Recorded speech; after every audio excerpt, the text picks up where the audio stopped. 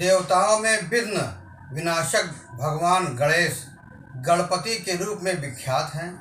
अभी अभी पूरे देश में उनकी वंदना का उत्सव मनाया गया। स्वयं गणपति तो सेकुलर हैं, पर सेकुलर राजनीति उनको गैर सेकुलर मानती है। भारत की संसद ने एक संविधान को अंगीकार किया जो सामाजिक विषमताओं और असमानताओं को दूर करने और नागरिक जीवन के विधि सम्मत संचालन की व्यवस्था करता है। उल्लेखनीय है कि देश की सामाजिक सांस्कृतिक विविधता और बाहुलता उस समय भी मौजूद थी जब संविधान बन रहा था, परंतु उस दौरान सबके बीच देश की एकता मुखर थी और उसके प्रति एकल प्रतिबद्धता थी। देश की स्वतंत्रता मिली और स्वराज यानी अपने ऊपर अपना राज स्थापित करने का अवसर मिला। स्वराज का भाव जिम्मेदारी भी सौंपता है। हमने स्वतंत्रता का स्वाद तो चखा, पर उसके साथ ही जिम्मेदारी उठाने में हम कतराते नजर आए। देश को देने की जगह क्या क्या पालें, इस चक्कर में भ्रष्टाचार, भेदभाव, द्वेष, संघर्ष तथा अवसरवादिता बढ़ने लगी।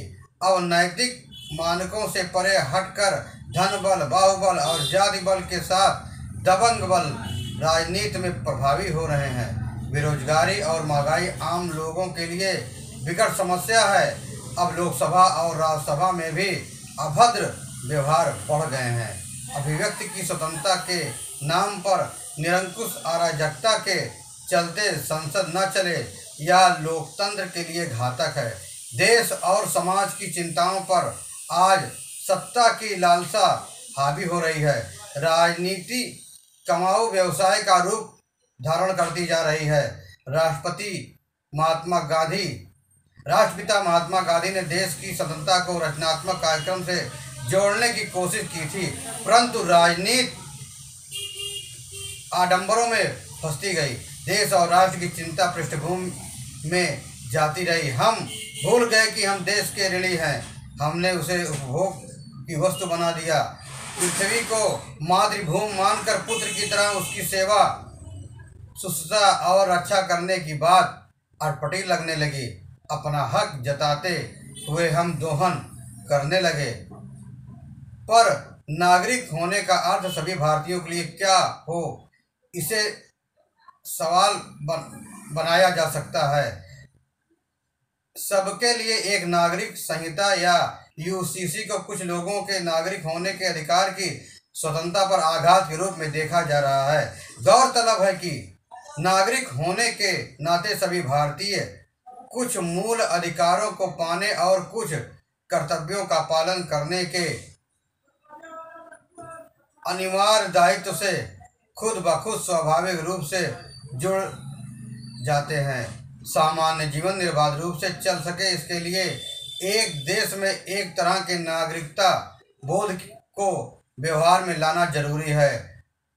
आपको बताते चले कि यूसीसी सेकुलर दृष्टि से सबको एक नागरिक का दर्जा देता है। समानता और समता के उद्देश्य को पाने के लिए यह एक निर्णायक कदम होगा। चुनाव संसदीय प्रजातंत्र की हमारी बहुदलीय राजनैतिक व्यवस्था की एक बड़ी खूबी है, जिसके सहारे आम जनता देश के शासन में अपनी भागीदारी महसूस करती है।